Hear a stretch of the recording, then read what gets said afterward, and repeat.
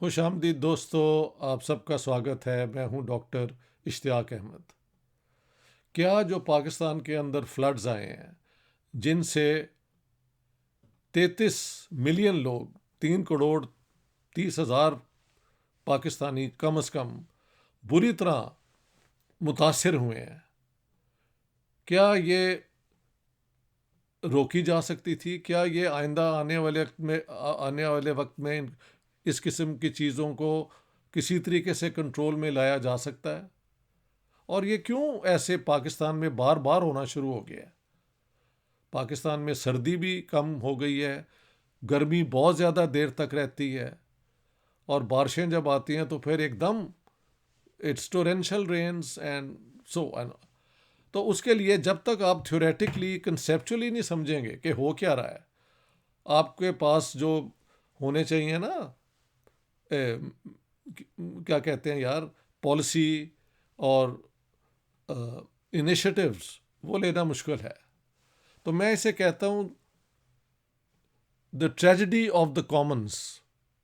ये आइडिया एक इंग्लिशमैन ने, विलियम फॉस्टर डॉयल ने 1833 में दिया था। तो आइडिया वॉज, और उसने देखा कि जो थे ना, आप अगर आप लंदन जाएं तो कई इलाके वो कॉमन्स कहलाते हैं।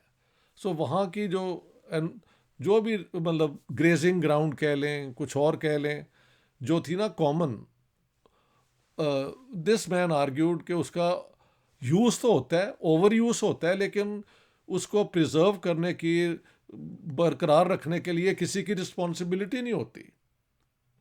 तो जिस तरह इंटरनेशनली भी ये बिल्कुल ऐसे ही है कि अपनी अपनी तरक्की के लिए, अपने अपने मुल्क को इंडस्ट्रियलाइज करने के लिए, हायर स्टैंडर्ड ऑफ लिविंग रखने के लिए, लोगों को ज़्यादा से ज़्यादा कंफर्ट से बल्कि लग्जरी की तरफ चीज़ें प्रोवाइड करने के लिए, आप कहाँ से कोई ये एक हैट में से तो नहीं निकालते। You use some part of nature, और नेचर के हर रिसोर्स जो है वो लिमिटेड होता है, उसी को आप कन्वर्ट करके थ्रू टेक्नोलॉजी तो आप वो प्रोड्यूस कर देते हैं, और उसे कहते हैं कंज्यूमरिज्म। यानी बेतहाशा कपड़े, बेतहाशा जूतियाँ, चार चार कारें। कोई कहता है अमेरिका के अंदर अगर 2 कारें ना हों तो आपको नौकरी नहीं देते, कि ये ना हो कि एक गाड़ी हो तो ये लेट हो जाए या कोई और ले जाए, so we can't give him a job, so I have heard. So ये ओवर कंजप्शन जो है ना नेचुरल रिसोर्सेज की, उसमें ख़ास तौर पे जो एनर्जी रिसोर्सेज जो इस्तेमाल किए गए हिस्टोरिकली, वो कोल और फॉसिल फ्यूल जो है, ऑयल, जो ये मिनरल ऑयल जो निकाला जाता है मिडल ईस्ट और ये सारा। लेकिन होता ये है कि ये सारी रिसोर्सेज जो हैं नेचुरल, उनको आप जब एनर्जी में कन्वर्ट करते हैं तो दे एमिट, वो छोड़ते हैं मुख्तलिफ़ किस्म के पॉइजनस गैसेस, और मेटल्स जो हैं वो भी फिज़ा के अंदर पहुंच जाते हैं। और मसलन एवरेज अमेरिकन जो है वो 22, मेरे ख्याल से tonne, I think I read it, emit करता है इस किस्म के metals individually. The Chinese do I think 9.8 और something, India does 2.8, and I think Pakistan would be comparable to that. तो सबसे ज़्यादा ओफेंडर जो है नेचर के अंदर, ये इस किस्म की गैसेस और मेटल एलिमेंट्स को जो है, वो तो मोस्ट एडवांस्ड वेस्टर्न सोसाइटी से ही होता है। और उसका इफ़ेक्ट क्या है? उसका इफ़ेक्ट ये हुआ है क्लाइमेट चेंज। अब इस पर बड़ी देर तक बहस हो रही है कि यार क्लाइमेट चेंज तो हो रहा है, लेकिन क्या ये नेचुरल है या क्या ये मैन मेड है? आफ्टर ऑल पहले भी तो क्लाइमेट चेंज आते रहे हैं। एक दौर में आइस एज आया था, वो ख़त्म हो गया, फिर वार्मिंग शुरू हो गई। एक दौर में स्वीडन के, सदर्न स्वीडन के अंदर विनेगार्ड होता था, यानी ये जो कहते हैं ग्रेप्स हमारे जो हैं, तो उसकी वजह से वो वाइन बनाया करते थे। That was long time ago. लेकिन क्लाइमेट चेंज नेचुरली भी होता है, लेकिन अब जो साइंटिस्ट कह रहे हैं कि मैन मेड क्लाइमेट चेंज के अंदर, ग्लोबल वार्मिंग के अंदर हमारा बहुत रोल है। क्योंकि जब से ये दुनिया सिविलाइज हुई है और बड़ी है, कभी ग्लोबल लेवल पे इतनी बड़ी कंज्यूमिंग पॉपुलेशंस नहीं हुई। और कंज्यूम आप खाने की चीज़ें करते हैं, पहनने की करते हैं, अपनी कंफर्ट के लिए चीज़ें इस्तेमाल करते हैं। हाँ जी, प्लास्टिक की चीज़ें आ जाती हैं, खाया फेंक दिया, ये वो, plastics are considered you know bad for nature. ये सारा कुछ जो हो रहा है, तो जब ग्लोबल वार्मिंग होती है तो जो ग्लेशियर्स हैं पहाड़ों के, वो भी पिघलना शुरू हो जाते हैं। आर्टिक ओशन के ग्लेशियर्स पिघल रहे हैं और वहाँ पे जो जो नेचर थी उसका बुरा हाल है। मसलन जो वाइट ये जो है रीच, उसके लिए अब जगह ही कोई नहीं है, वो नीचे नीचे उतरते जा रहे हैं। एंटार्क्टिक में भी यही हो रहा है, जहाँ पे और भी ज़्यादा सर्दी होती थी। तो आने वाले वक्त में तूफ़ान बढ़ जाएंगे, वाटर लेवल्स बढ़ जाएंगे कई इलाकों में, कुछ इलाके डूब ही जाएंगे। हॉलैंड इज़ वन, और भी कई हैं जिनके साथ ये हो सकता है। अभी स्वीडन के कुछ शहरों के अंदर उन्होंने ये बंद बनाने शुरू कर दिए हैं। कैलकुलेशन ये है कि यहाँ पे the water is going to rise because all the glaciers are going to are on the way of melting. हाँ जी, हम तो हिमालयन रेंज से लेके काराकोरम ये सारा इसी के रेंज में है, और वो हमारे ग्लेशियर जो हैं वो बहुत जल्दी से पिघल रहे हैं। हिमालय के अंदर जैसे पहले सर्दी पड़ती थी और बर्फ़ पड़ती थी, कम से कम हो गई है। अभी मेरा किसी ने इंटरव्यू श्रीनगर से किया था, तो उसने कहा सर क्या कर रहे हैं आप, हमारे पसीने नहीं रुक रहे। और मैंने कहा लोग तो एक ज़माने में यहाँ जाते थे अपना प्लेन से कि यार पहाड़ों पे जाएंगे तो चैन आ जाएगा। उन्होंने कहा sir that time is over. तो आप देखें, स्टैंडर्ड ऑफ लिविंग तो बहुत लोगों का बढ़ा है, लेकिन साथ साथ पॉपुलेशन भी बढ़ गई है। एक बात मैं आपको बताना चाहता हूँ कि दुनिया के अंदर जो ये पॉपुलेशन बढ़ी है, ये कोई कृष्मा नहीं है। It has nothing to do with some divine what, it has to do with the fact कि सर्वाइवल रेट जो है बच्चों के पैदा होने के बाद वो बहुत इम्प्रूव हो गया है। हेल्थ फैसिलिटीज़ बेसिक हैं, और जो ये स्मॉल पॉक्स और ये और वो टीके पहले लग जाते हैं बच्चों को, तो उनका सर्वाइवल रेट बहुत बढ़ गया है। और जहाँ पे लोग अनपढ़ हैं, अभी तक रूरल एरियाज़ में रहते हैं, वहाँ पे बच्चों की जो तादाद है बहुत बढ़ रही है। बल्कि दुनिया में तो कंस्पिरेसी थेरीज भी हैं कि मुसलमान दुनिया के ऊपर छा जाएंगे because they produce more and more babies. Of course at the present it seems so, but this is all so bloody stupid.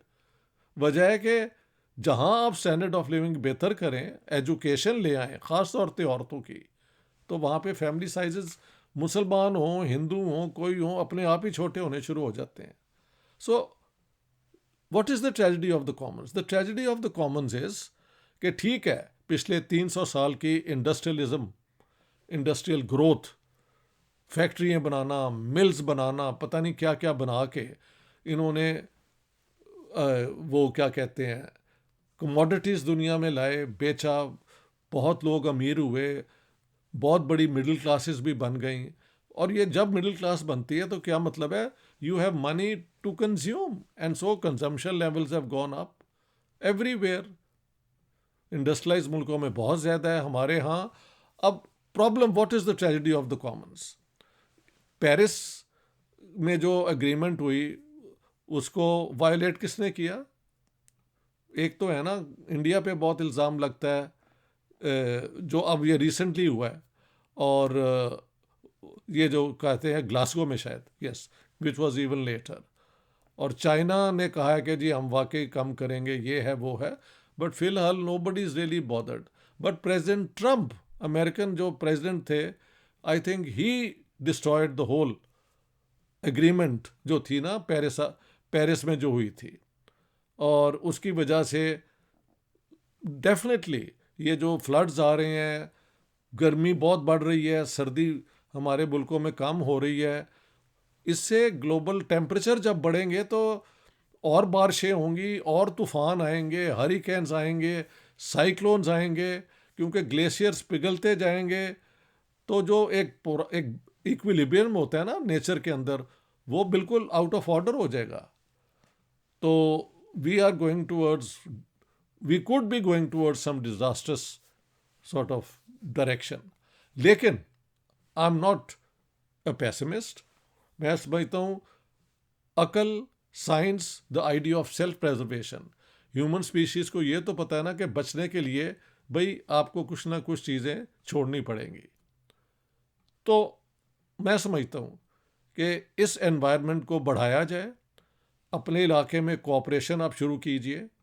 आप अपने घर में शुरू कर दें कि भाई हमने जितनी मुनासिब एक है उससे ज़्यादा कंजम्पशन हमने नहीं, ब्रांड चीज़ें ले आए। मेरे बेटे जो दोनों थे बचपन में कि जी वांट दिस ब्रांड, मैं क्या बात सुनो यार, your father did very well without being you know a pattern of any brands, you can do it as well. और वो खुश हो गए। So we got out of that. लेकिन पढ़े लिखे घरों में पढ़े लिखे माँ बाप के लिए ये ज़्यादा आसान है बच्चों को समझाना। जहाँ पे इतने लोग अनपढ़ हों, और मैंने देखा है पाकिस्तान में वो इधर खा रहे होते हैं उधर ही फेंक देते हैं। मैं जब जाता हूँ ना पाकिस्तान, और कुछ ऐसी चीज़ अगर हो, कोई रैपर या ये, I keep on holding in my hand and hoping के कोई बिन सा आएगा, डस्टबिन, उसमें मैं फेंकूँ। You never get it. तो आपको फिर वो पूरा या पॉकेट में डाल के घर लाना पड़ता है, and then you dispose it of. But you know people have no sense कि अगर आपने कोई चीज़ इस्तेमाल की है तो उसकी रिस्पॉन्सिबिलिटी भी लें कि वो नेचर को ख़राब ना करे। सो इसीलिए मैं कहता हूँ कि although the responsibility is global but we are hit locally. और इसके अंदर हमारी जो गवर्नमेंट्स हैं, उन्होंने क्या वाकई इन फ्लड्स के लिए कोई अपना स्ट्रेटजी तैयार की है जो इनको डील कर सके? हमारे पॉलिटिशियंस का तो आपने हाल देख ही लिया है कि इन हालात में भी दे आर नोवेयर अराउंड। बस prime minister is going around, वो तो उन्हें जाने ही है। बट इनके पास इतना इतना पैसा है, इन लोगों के पास, ये क्यों नहीं लेके आते पाकिस्तान की इन हालात में खिदमत करने के लिए? और जो चीज़ें हो सकती हैं, आप अर्बनाइजेशन को रोकें, आप बैलेंस ग्रोथ के लिए कुछ और तरीके करें। हाँ जी। और ओवर कंजम्पशन रिसोर्सेज की जो है ये आपको ले बैठेगी। हमारे एक दोस्त हैं डॉक्टर जमशेद अरसलान, उन्होंने अभी एक पोस्ट लगाई थी जिसको मैं आपके साथ शेयर करना चाहता हूँ। वो है ग्राउंड वाटर, यानी कि ज़मीन के अंदर एक ग्राउंड वाटर होता है नेचुरली, जो अपने आप ही नेचर प्रोवाइड करती है। पुराने ज़माने में जो कुएं होते थे वहाँ से वो पानी लाते थे। फिर जब एग्रीकल्चर बहुत वो बन गई, ग्रीन रेवोल्यूशन और ये और वो, इंडिया पाकिस्तान, तो इन्होंने पंप लगा के और वो ट्यूबवेल लगा के और भी वो पानी इस्तेमाल करना शुरू कर दिया। और तो और हमारे इलाके में जो वीट ग्रोइंग इलाके हैं वहाँ पे इन्होंने राइस ग्रोइंग की फॉर द मार्केट। तो लोग बहुत अमीर तो हुए, लेकिन ग्राउंड वाटर जो है वो सिंक करता जा रहा है, जैसे मुझे समझ आता है। So once again this is the tragedy of the commons, that you use a natural resource but you overuse and you don't think about the long range consequences. You don't even think कि आपकी आने वाली generations का क्या बनेगा। हाँ जी। सो locally भी आपको एफर्ट करना पड़ेगा, इंडिविजुअली भी करना पड़ेगा। आपकी हुकूमतों को सबसे ज़्यादा रिस्पॉन्सिबिलिटी लेनी पड़ेगी। हाँ, हमें हक है कि हम वेस्टर्न सोसाइटीज़ को कहें कि if you want our cooperation तो आप हमें चीप ग्रीन टेक्नोलॉजी दें। ग्रीन टेक्नोलॉजी तो बहुत आ चुकी है, लेकिन कैपिटलिज्म के दौर में तो हर चीज़ बिकती है और गरीब मुल्कों के पास तो इतने पैसे होते नहीं हैं। तो ये हमारी इंटेलेक्चुअल्स की एक मूवमेंट चलनी चाहिए कि अभी ये वेस्ट हमें ये तो बताता रहता है कि ये यूं ख़राब है, यूं ख़राब है, लेकिन उनकी जो ग्रेटर रिस्पॉन्सिबिलिटी है वो पूरी करें। वी शुड इंसिस्ट कि चाइना और इंडिया जो बड़ी जल्दी से इंडस्ट्रियलाइज कर रहे हैं and want to become the great economies of the world, वो भी अपनी रिस्पॉन्सिबिलिटी इसमें लें। हाउ टू, ठीक है, मैंने देखे हैं प्लान चाइना के भी और इंडिया के। अब इंडिया में तो कहते हैं जी हाइड्रोजन टेक्नोलॉजी ले आए हैं और वो जो है वो तो बिल्कुल ही ज़ीरो अपना पोल्यूशन हो जाएगी। आई am not a scientist, I have heard a different opinion about it, but अगर ये है तो ये तो बहुत खुशी की बात है। पाकिस्तान में भी आप इस इलाके में यार कोऑपरेट करें। ये जो है पानी का problem, global warming, climate change, ये सारे मिलकर ही रिजॉल्व होंगे। तो आज let's all of us try to help the people of Pakistan.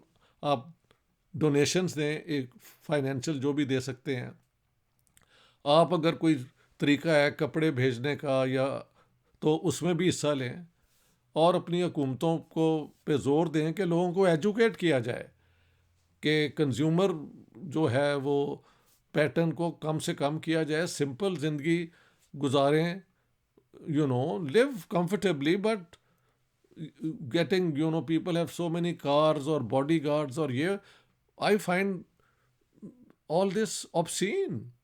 एक गरीब मुल्क में जहाँ पे लोग को 3 वक्त का खाना नहीं मिलता, वहाँ पे इस किस्म की वो वल्गर वो डिस्प्ले होती है वेल्थ की। हाँ जी, all this has to go and we have to take care of Pakistan. बाकी दुनिया की कोऑपरेशन उसमें बहुत ज़रूरी है और हमारी रिस्पॉन्सिबिलिटी भी है। तो दोस्तों, आज ये आपके साथ मैं डिस्कस करना चाहता था, the tragedy of the commons internationally, locally, state wise and individually. इन सारों की कोऑपरेशन से ये मसला हल होगा। Thank you so much.